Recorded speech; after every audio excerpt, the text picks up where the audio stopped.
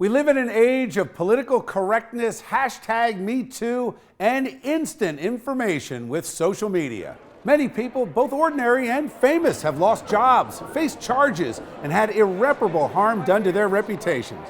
Most famously, Hollywood mogul Harvey Weinstein, who was charged last year with raping multiple women.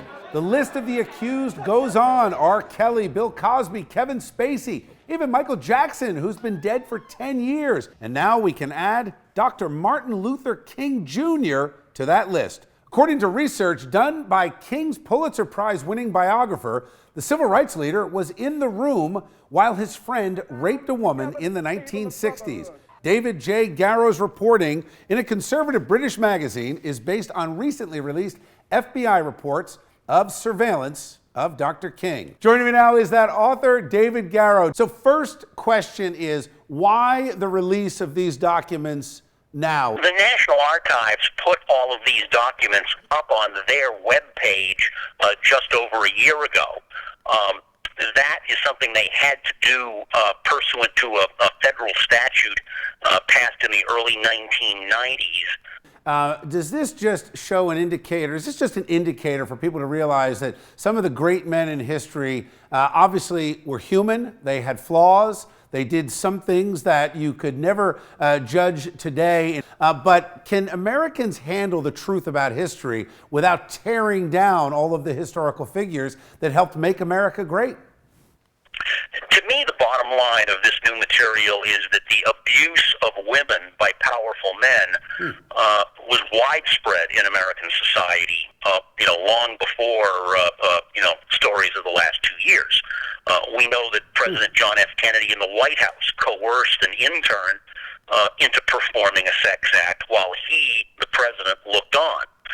So Dr. King is far from alone in facing these sorts of problems. Okay. David, thank you. Very insightful, interesting conversation. I appreciate you joining me tonight. Sure.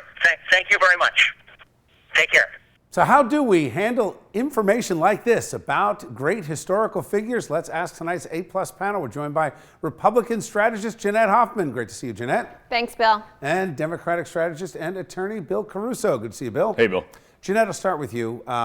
Interesting point at the end about powerful men abusing women, but you're talking about Martin Luther King. I don't know that anybody can go back in history to say there's any historical figure that was perfect.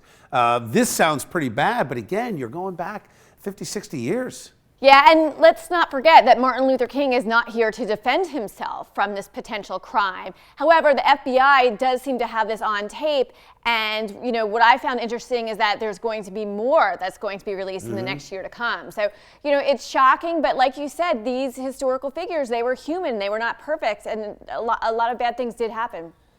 Is this the politically correct progressive left having something blow up in their face? I mean, they've gone after Columbus and Jackson and you name it, Thomas Jefferson. I mean, they go after all of these historical figures. Now, Martin Luther King, I mean, arguably, this is someone who set the pace and the tone for today's society.